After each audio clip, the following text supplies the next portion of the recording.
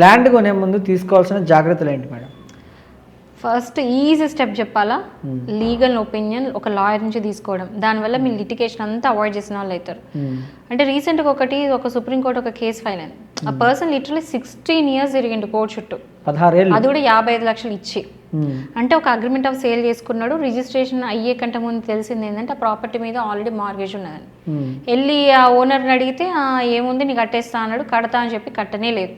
అట్లా కోర్టు చుట్టూ వెళ్ళి లోవర్ కోర్టులో గెలిచిన తర్వాత మళ్ళీ హైకోర్టు వెళ్ళిన తర్వాత హైకోర్టు ఏం చెప్పిందో తెలుసా, నువ్వు మార్గేజ్ ఉందని తెలుసుకోకపోవడం నీది తప్పు, ఈ ప్రాపర్టీ మీద లిటిగేషన్ ఉందని తెలుసుకోవడం తప్పు, నీ తప్పుకి అతనేందుకు బలి చేస్తావు, నీకు డబ్బులు ఇవ్వరు, నీకు ప్రాపర్టీ ఇవ్వరు, ఏమి ఇవ్వరు అని చెప్పేసి హైకోర్టులో వర్డిక్ట్ ఇచ్చింది.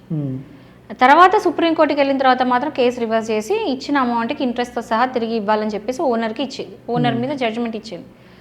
కానీ ఎక్కడ న్యాయం అనేది ఎక్కడ జరిగింది? 16 years తర్వాత జరిగింది. ఐ మీన్ లోవర్ కోర్టు చుట్టూ తిరిగిన తర్వాత, హైకోర్టు చుట్టూ తిరిగిన తర్వాత, సుప్రీంకోర్టుకి వచ్చిన తర్వాత అతను గెలిచిండు. అతనికి ఓపిక ఉంది కాబట్టి సుప్రీంకోర్టు దాకా వెళ్ళింది. ఓపిక లేని వాళ్ళు ఎక్కడనో వదిలేస్తారు, మిడ్ వేలోనే ఎక్కడనో వదిలేస్తారు. సో ఈ 16 years ఆఫ్ ఈ కోర్టు చుట్టూ తిరిగిన చక్కర్లు అంతా అవాయిడ్ ఎట్లయితుండే? జస్ట్ ఒక లీగల్ ఒపీనియన్ తీసుకుని ఉంటే లాయర్ డే 1 చెప్పేటోడు, ఓకే దీని మార్గేజ్ ఉందని చెప్పేసి, అప్పుడు ఇదంతా అవాయిడ్ చేసిన వాడవుతాడు.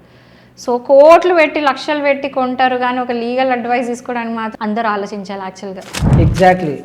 బేసిక్గా ల్యాండ్ కొనే ముందు ఒక అడ్వకేట్ని సంప్రదించి అసలు ఆ ల్యాండ్ లిటిగేషన్ ఉందా, ఆల్రెడీ సేల్ చేశారా, అసలు కొనొచ్చా లేదా అని ఒపీనియన్ తీసుకుంటే ఈ టైం వేస్ట్ ఉండదు. ఈవెన్ ఇప్పుడు ఫీజు గురించి బాధపడేదానికంటే కోట్లు పోకుండా లక్షలు పోకుండా కాపాడుకోవచ్చు. ఎందుకంటే 16 years బ్యాక్ 55 lakhs అంటే ఇప్పటికీ దాని వాల్యూ ఎంత, దాని వర్త్ 5-6 కోట్లు అయి ఉంటుంది. రూపీ వాల్యూ ఎంత పెరిగిపోయింది. 55 lakhs అంటే ఈరోజు ఆల్మోస్ట్ 5-6 కోట్ల కింద సమానం ఈజీలీ.